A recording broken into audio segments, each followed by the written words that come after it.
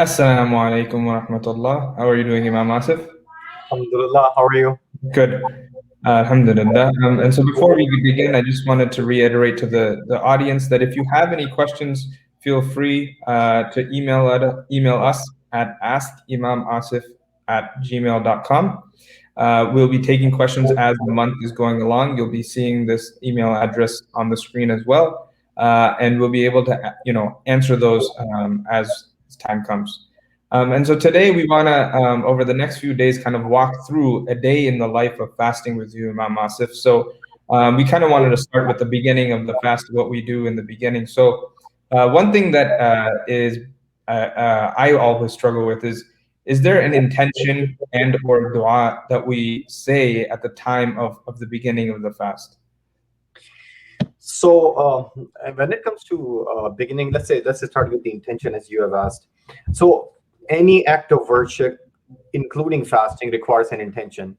And if you are fasting without any intention, then your fasting is invalid according to all these scholars.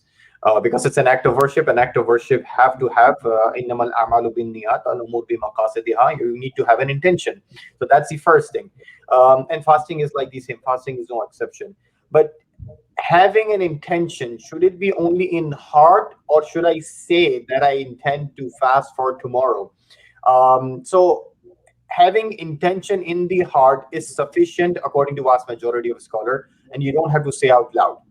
Those scholars, minority scholars, who say that it is sufficient, but it's better to say, they have their own evidence. But I would say that to make the life easy for all of us, that we can follow the vast majority of scholars, and they say that the place of intention is heart. So if you have an intention before fasting will start, that I'm basically waking up around sahur time, or I'm going to fast tomorrow, in your heart, you don't have to say anything. That in and of itself, we're going to have considered as a right intention, inshallah. Okay, awesome. Thank you for that answer. And then also, uh, this is a very controversial topic, but when should we stop eating? So a lot of people have talked about at the beginning of the adhan, end of the adhan, and this has been something in my house that we've always debated. So I'd love to hear your opinion there. Yeah, that you rightly said there is a lot of controversy behind this. But let's start with the Rasulullah Sallallahu Alaihi Wasallam says, "Tasahharu fa inna fi sahuri baraka." That eat sahur because it have barakah in Bukhari. So try to eat, even it's one sip of water, but try to have that before with a pre-dawn meal. But can we delay in sahur or pre-dawn meal? Um, or maybe let's say if you will go into the time of doubt, that's where the discussion becomes controversial, that you are in doubt that fajr time have started and night time have ended. Then there are basically two school of thought, and that's why you will see the reflection in the entire Muslim ummah because of these two opinions.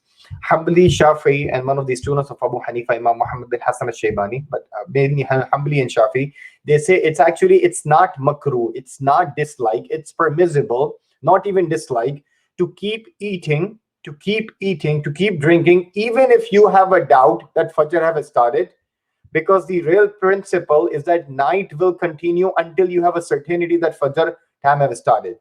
So this is Hanbali and Shafi.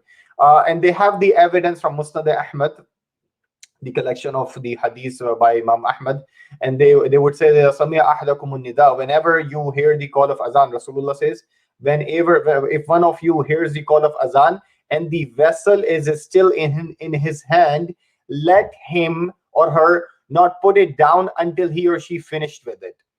That's the evidence which Hanbalis and Shafi uses. This is mentioned in Musnad Ahmad. Hanafis and Malikis say that actually it's makruh when you have a doubt, because you are going too close. You are risking your fast. Why don't you just leave your fast a little few minutes before? But even they don't say it's haram. They would say it's makruh. But both of them says if it's certainty that time have started and you are still eating deliberately, then it will invalidate your fast. So we're talking about, let's say, if you hear the azan voice and if you have something in your plate, or in you are drinking something, should you complete it or not? That's where the discussion is. SubhanAllah. Thank you for clarifying that.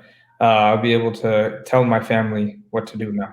Inshallah. Assalamu alaikum. We'll see you tomorrow.